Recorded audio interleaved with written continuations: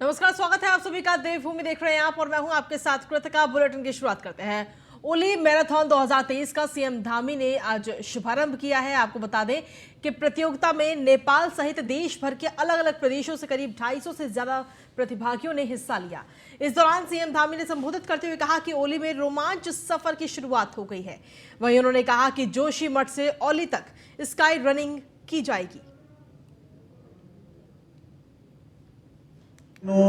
जब एक बड़ा संकट जोशीमठ शहर पर आया था, उस समय मैंने भगवान नरसिंह जी के सामने प्रार्थना की थी, उनसे विनय की थी कि भगवान जोशीमठ की रक्षा करिए, और भगवान साक्षात रूप से आए। उसके बाद अभी जगदम्बा प्रसाद जी बता रहे थे, भुवन चंद जी अभी बता रहे थे कि उसके बाद से सारा जो जितना भी यहाँ पर आपदा की स्थिति पैदा हो रही थी, उस पर भगवान ने ब्रेक लगाया, भगवान ने रोका, वहीं पर स्थिर किया, और आज शानदार तरीके से यहाँ पर मैराथन आयोजित हो रही है।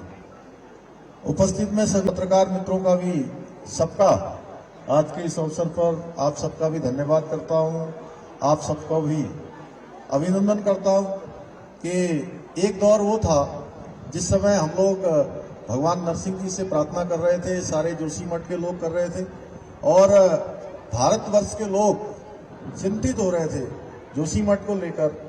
आज भगवान की कृपा से और हमारे पत्रकार मित्रों ने भी आगे बढ़कर जब इस काम को अपने हाथों में लिया, शुरुआती दिनों में जरूर एक ऐसा माहौल बन गया था कि पूरा का पूरा जोशीमठ ही डूब गया है।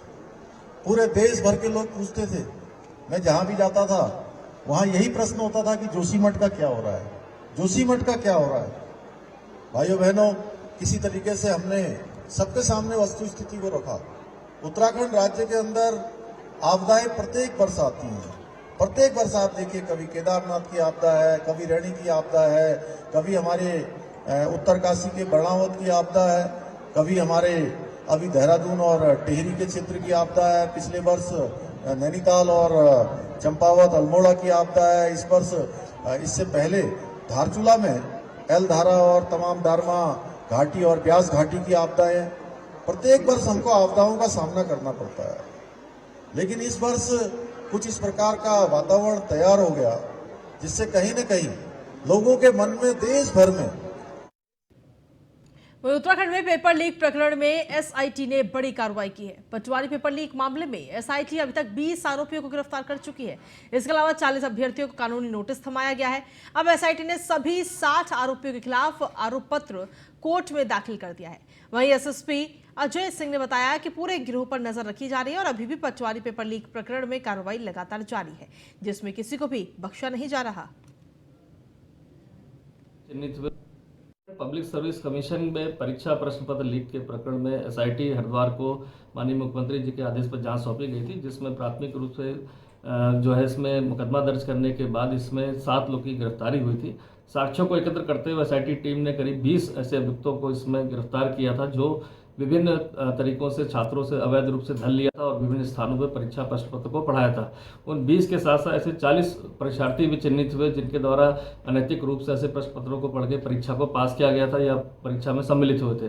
तो कुल 60 लोग पर जो है आरोप पत्र न्यायालय में प्रेषित किया गया, जिसमें 20 ऐसे अभियुक्त हैं जो नकल माफिया की चेन में जुड़े हुए थे, और 40 अभ्यर्थी हैं जिनको माननीय जो आयोग है हमारा, उससे भी उनको नोटिस देकर डिबार्ड कर दिया गया 5 साल के लिए। अभी विवेचना चल रही है और न्यायालय में चार्जशीट दाखिल कर दी गई। अन्य कुछ साक्ष्य फोरेंसिक के आने हैं जो न्यायालय में नियमानुसार दाखिल कर दी। और इसी पर अधिक जानकारी देने के लिए विशेष संवाददाता सुदीप जैन हमारे साथ जुड़ गए। सुदीप, आपके पास क्या कुछ अपडेट है इसको लेकर? जी देखिए, ये अभी तक की सबसे बड़ी कार्रवाई है। मुख्यमंत्री पुष्कर सिंह धामी ने जिस प्रकार से नकल माफियाओं के पूरे कॉकस को तोड़ने के लिए वर्षों वर्ष से जो चली आ रही समस्या थी, उसमें बड़ा फैसला लिया। हालांकि शुरुआती तौर पर राजनीतिक रूप से उन्हें घेरने का प्रयास किया गया, परंतु ये उनकी इच्छा शक्ति ही थी कि उन्होंने इस मामले में एसआईटी का गठन किया और एसआईटी चीफ अजय सिंह ने एक बड़ी टीम तैयार की। इसमें अनुभवी लोगों को लिया गया और बहुत कम समय में आरोपियों की अरेस्टिंग शुरू हुई। हालांकि ये भी बात महत्वपूर्ण है कि उस वक्त जो एसएसपी हरिद्वार इस वक्त हैं, उस समय वो एसएसपी एसटीएफ होते थे और हाकम सिंह जैसे माफिया को उन्होंने पकड़ा था। इसके बाद से मुख्यमंत्री ने उन पर और विश्वास जताया और एसआईटी की कमान उन्हीं को सौंपी। मुख्यमंत्री के आदेश पर पुलिस मुख्यालय ने अब तक 60 आरोपियों के खिलाफ चार्जशीट दाखिल हो चुकी है। इसका मतलब ये इसमें वो युवा भी शामिल हैं जो पेपर गड़बड़ में शामिल भी रहे होंगे, तो वो भी अब एग्जाम देने से टिबार हो जाएंगे। और लगातार इस प्रकरण में कार्रवाई जारी है, जबकि एजेई पेपर लीक में भी पुलिस लगातार कार्रवाई कर रही है। पुलिस की कार्रवाई इस प्रकार से निष्पक्ष है, इसका अंदाजा इस बात से भी लगता है कि एक बड़े भाजपा नेता को जो मंडल अध्यक्ष बने थे उनको भी एसआईटी टीम ने अरेस्ट किया और 50,000 रुपए का इनाम होने के बावजूद वो लगातार फरार चल रहा था। तो जो नकल माफियाओं की कमर तोड़ने के लिए मुख्यमंत्री का जो निर्णय एसआईटी बनाने का था और अजय सिंह के नेतृत्व में पूरी उनकी टीम बहुत बेहतर काम कर रही है। यही वजह है कि अब युवाओं में भी विश्वास जागा है और लगातार जो लोक सेवा आयोग या उत्तराखंड का जो अधीनस्थ सेवा चयन आयोग है वो अपनी परीक्षाओं की दिशा में आगे बढ़ रहा है। पुरानी कुछ परीक्षाओं में जो विवाद थे उस पर जांच जारी है। एक आध परीक्षाएं होने के बाद निरस्त भी करनी पड़ी, परंतु चूक ये कमी बहुत पुरानी थी, ये बीमारी बहुत पुरानी थी, लिहाजा थोड़ा वक्त जरूर लगा, परंतु अब काफ़ी हद तक व्यवस्था सुधरी है और अब कैलेंडर आयोग का जारी हो चुका है। बहुत जल्दी यूकेएसएससी की भी परीक्षाएं अपने जो लंबित उनकी परीक्षाएं वो शुरू होंगी। तो एक युवाओं के लिए एक बेहतर संदेश है कि कुछ बुरा समय, कुछ खराब समय उनका जरूर रहा, परंतु अब स्थिति और बेहतर हो रही है। क्या इस मामले में अभी और आगे गिरफ्तारियां हो सकती हैं सुदीप? जी बिल्कुल, जो एसआईटी चीफ हैं अजय सिंह, जो एसएसपी हरिद्वार भी हैं, उनका कहना है कि टीमें लगातार काम कर रही हैं जिन विषयों पर एसआईटी की जांच चल रही है। कई दफा लोग करते क्या है कि झूठी शिकायत भी देते हैं, मसलन किसी से व्यक्तिगत रंजिश हुई और उसका नाम पुलिस में दे दिया कि साहब पेपर लीक में या प्रश्न पत्र बेचने में ये भी शामिल है, परंतु वेरीफाई कराना जरूरी है। किसी बेकसूर को सिर्फ नाम के आधार पर, शिकायत के आधार पर जेल नहीं भेजा जा सकता, उसकी उसमें लिप्तता होनी चाहिए, या कॉन्स्पिरेसी में शामिल हो या उसके विरुद्ध पर्याप्त सबूत हो। तो ये भी एक पुलिस के लिए थोड़ा चैलेंजिंग टास्क रहता है कि कई दफा लोग पेशबंदी में झूठी शिकायतें देते हैं। अजय सिंह साहब कहते हैं कि इस पूरे प्रकरण पर जांच चल रही है और कार्रवाई पुलिस की जारी है। पुलिस किसी भी बेकसूर को छेड़ेगी नहीं और कोई भी कसूरवार, कोई भी आरोपी किसी भी कीमत पर बचेगा नहीं। ठीक है, चलिए सुदीप, आप लगातार बने रहिए, आगे भी आपसे और खबरों पर अपडेट्स और जानकारी लेंगे।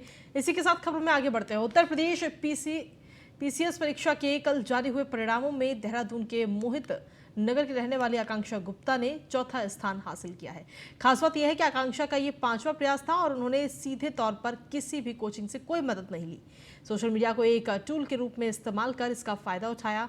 वहीं न्यूज ऑन इंडिया के ब्यूरो चीफ सुदीप जैन ने आकांक्षा गुप्ता और उनके पिता नरेंद्र गुप्ता से खास बातचीत की है। उत्तर प्रदेश में चौथा स्थान पाने वाली देहरादून की आकांक्षा गुप्ता जी हमारे साथ हैं। बहुत सीमित संसाधनों में और कठिन तपस्या से उन्होंने ये सफलता हासिल की है। उत्तर प्रदेश जैसे लोक सेवा आयोग में चौथा स्थान पाना कोई आसान बात नहीं है। हमारे साथ बातचीत करने के लिए आकांक्षा है, इनसे बातचीत करेंगे और साथ ही समझेंगे उन्होंने कैसे इस सफलता को हासिल किया। आकांक्षा जी, सबसे पहले तो आपको बहुत बहुत बधाई, बहुत बहुत स्वागत। ये जो सफलता आपको मिली, इसके लिए कितना कठिन परिश्रम आपने किया और आगे किन किन परीक्षाओं की भी आपकी और तैयारी थी और किन किन प्रदेशों में आप गई परीक्षा देने? ये मेरा 5th अटेम्प्ट था यूपी पीसीएस का। इससे पहले 3 बार मेरा प्रीलिम्स क्वालिफाई नहीं हुआ है। चौथी बार में मैं इंटरव्यू तक गई थी, मेरा फाइनल सिलेक्शन नहीं हुआ था और 5th में तो अब मेरी रैंक 4 आ गई है। इससे पहले मैंने यूपीएससी के 4 अटेम्प्ट दिए हैं। 2 बार मेरा प्रीलिम्स क्लियर नहीं हुआ, 2 बार मेरा मेंस दिया मैंने, जिसमें मेरा एक बार इंटरव्यू कॉल 13 नंबर से और एक बार 2 नंबर से रह गया। फिर मैंने उत्तराखंड का पीसीएस का एग्ज़ाम अभी दिया है, जिसका रिजल्ट अवेटेड है, मेंस मैंने दे रखा है। और बाकी उसके बाद मैंने हिमाचल प्रदेश, राजस्थान, हरियाणा, बहुत सारी स्टेट्स का मैंने एग्ज़ाम दिया था। तो बस ये निरंतर प्रयास ही था जो बार बार कभी कहीं का कि नॉलेज एक्यूमुलेट होती जा रही थी और फिर अब यहाँ पे तो फाइनल रिजल्ट ही ऐसा आया है। आप यूपी ज्वाइन करने जा रही हैं। यूपी बड़ा प्रदेश है, बड़े चैलेंजेस हैं, हालांकि भी आप लोगों की ट्रेनिंग बाकी है, बहुत कुछ आप लोगों को फील्ड का अनुभव मिलेगा, आपकी अलग अलग तैनाती होगी। आप क्या उत्तर प्रदेश ज्वाइन करने जा रही हैं? जी बिल्कुल, मैं उत्तर प्रदेश ज्वाइन करूंगी। तो ये थी आकांक्षा गुप्ता। अब इनके पिताजी से भी बातचीत करते हैं, इनसे समझने की कोशिश करते हैं बिटिया का सिलेक्शन हुआ कितना टफ है, क्योंकि परिवार में इसके पहले बिजनेसमैन फैमिली है, कोई सरकारी सेवाओं में नहीं रहा, सरकारी सेवाओं का कोई बैकग्राउंड नहीं है।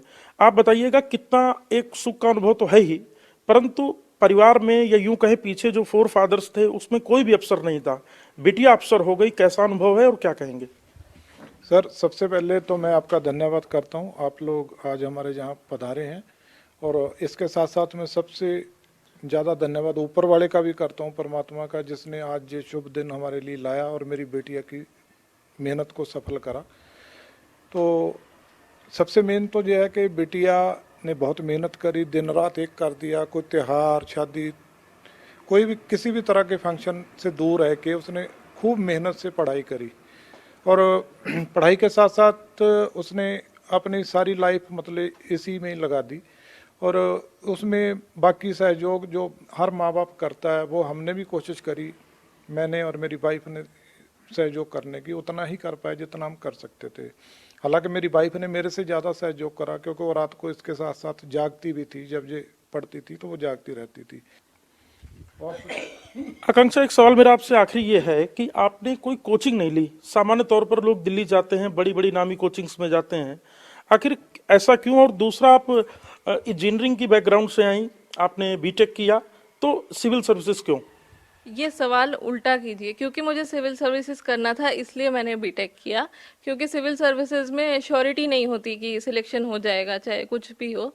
तो बीटेक कंप्यूटर साइंस में करके ये तो था मुझे कि मेरे को जॉब मिल जाएगी, और मुझे मिल भी गई थी प्लेसमेंट्स। 3 कंपनीज में मेरा हो गया था प्लेसमेंट इन कैंपस, बट मैंने वो छोड़ दी थी। आकांक्षा गुप्ता थी, इन्होंने एक बहुत इंटरेस्टिंग और एक नई बात बताई है कि सोशल मीडिया के जरिए भी इन्होंने इस परीक्षा में चौथा स्थान प्राप्त करने में एक बड़ी मदद ली। यूं तो सोशल मीडिया लोगों के लिए मनोरंजन का साधन है, परंतु उसको इन्होंने अपनी स्टडी के तौर पर लिया। कैमरा सहयोगी अंजीत के साथ सुदीप जैन, न्यूज़ 1 इंडिया, देहरादून। प्रदेश में चारधाम यात्रा कुछ ही दिनों में अब शुरू होने जा रही है। तो वहीं चारधाम यात्रा को लेकर स्वास्थ्य विभाग ने अपनी कमर कस ली है। आपको बता दें कि स्वास्थ्य विभाग की तैयारी को लेकर स्वास्थ्य सचिव डॉक्टर आर राजेश कुमार ने बताया कि हम इस बार अपनी तैयारी को बहुत पुख्ता कर रहे हैं। समय समय पर एसओपी जारी करेंगे। हम श्रद्धालुओं की जांच करके उन्हें आगे भेजेंगे। साथ ही उन्होंने कहा कि स्वास्थ्य सुविधा को लेकर हमारी टीम ने बेहतर इंतजाम किए हैं।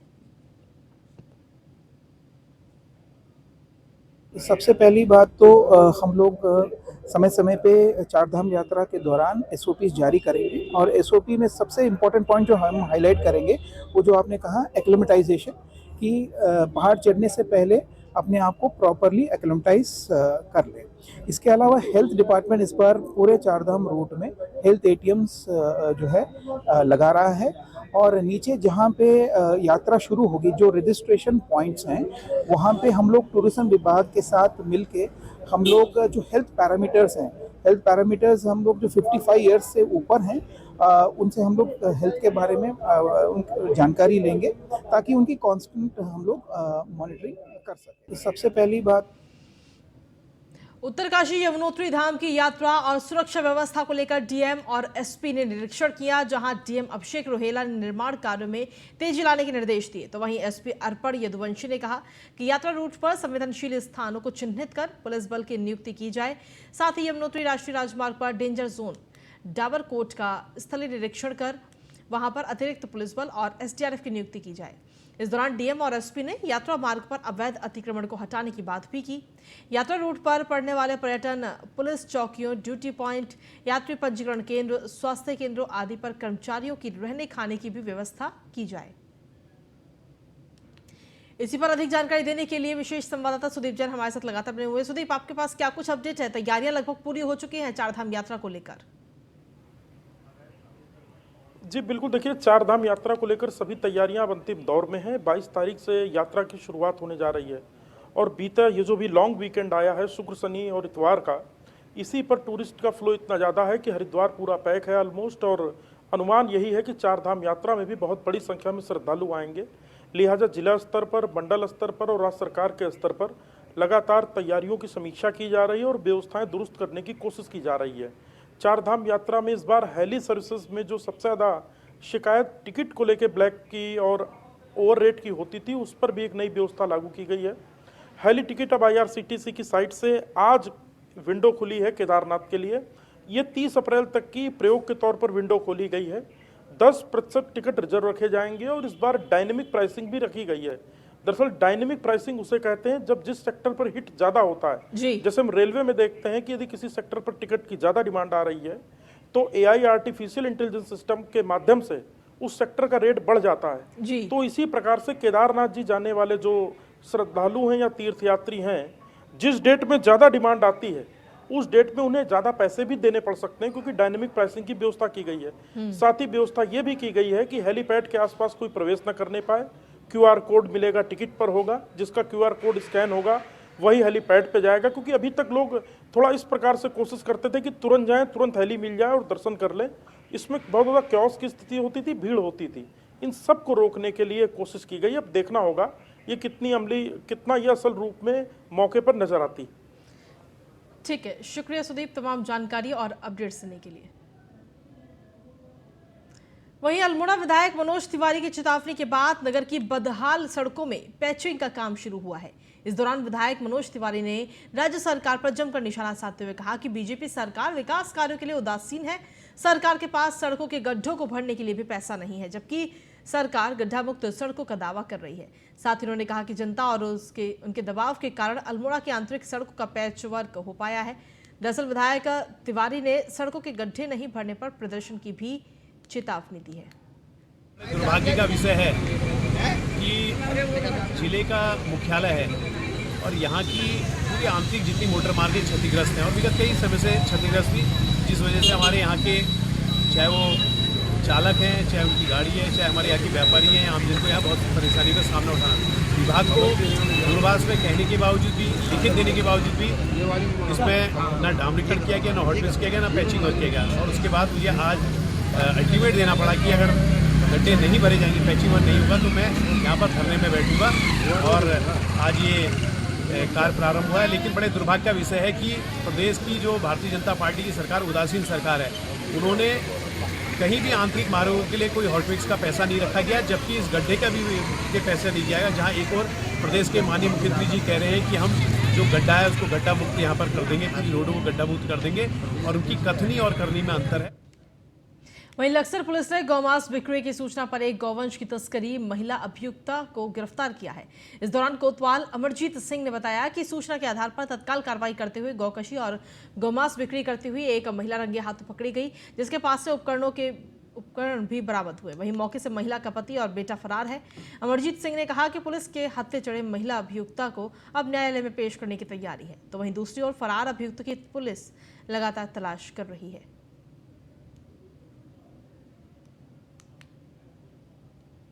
देहरादून में बड़ा सड़क हादसा हुआ है। हादसे में 3 लोगों की मौत हो गई, जबकि एक व्यक्ति घायल हो गया है। बता दें कि एसडीआरएफ टीम और स्थानीय लोगों ने मिलकर रेस्क्यू कर मृतक और घायल को खाई से बाहर निकालकर उपचार के लिए अस्पताल में भर्ती कराया। बताया जा रहा है कि सभी घायल और मृतक दिल्ली और गाजियाबाद के निवासी हैं। देहरादून से चक्राता जाते वक्त स्विफ्ट कार खाई में गिरी और 3 लोगों की मौके पर ही मौत हो गई। दरअसल कुल 4 लोग कार स्विफ्ट में सवार होकर चक्राता की ओर जा रहे थे, जो कि गाजियाबाद के निवासी थे। मौत के कारणों का अभी पुलिस पता लगा रही है, परंतु प्रथम दृष्टया गाड़ी पर नियंत्रण खोना मौत की अहम वजह मानी जा रही है। 3 शवों को बरामद कर लिया गया है, जबकि घायल व्यक्ति को इलाज के लिए अस्पताल भेजा गया है। उसकी भी हालत नाजुक बताई जा रही है। कैमरा सहयोगी अंजीत के साथ सुदीप जैन, न्यूज़ 1 इंडिया, देहरादून। और इसी पर अधिक जानकारी देने के लिए हमारे विशेष संवाददाता सुदीप जैन इस वक्त हमारे साथ जुड़े हुए हैं। सुदीप, क्या कुछ ताजा अपडेट है आपके पास इस हादसे को लेकर फिलहाल?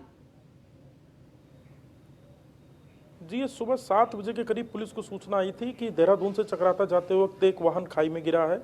इस सूचना पर चूंकि गहरी खाई थी, जो राज्य की एसडीआरएफ पुलिस फोर्स का एक अंग है एसडीआरएफ, इसको मौके पर भेजा गया।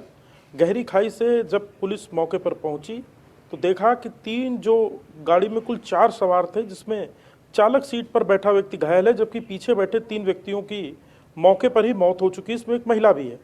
तीनों शवों को बमुश्किल बाहर निकाला गया है, जबकि घायल व्यक्ति को इलाज के लिए भेजा गया है। फिलहाल पुलिस ने इस मामले की जांच शुरू कर दी है और मौके पर मजिस्ट्रेट भी पहुंचे हैं जानकारी लेने के लिए।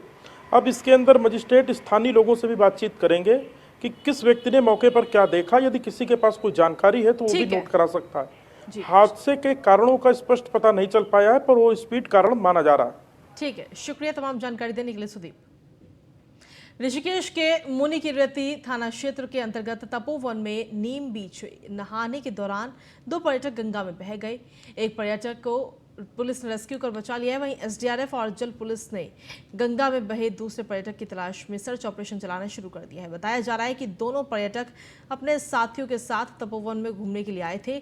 वहीं इंस्पेक्टर रितेश शाह ने बताया कि गंगा में बहे पर्यटक का नाम अमरजीत निवासी दिल्ली है, जबकि रेस्क्यू कर बचाए गए पर्यटक की पहचान मनोज निवासी हाथरस उत्तर प्रदेश के रूप में हुई है।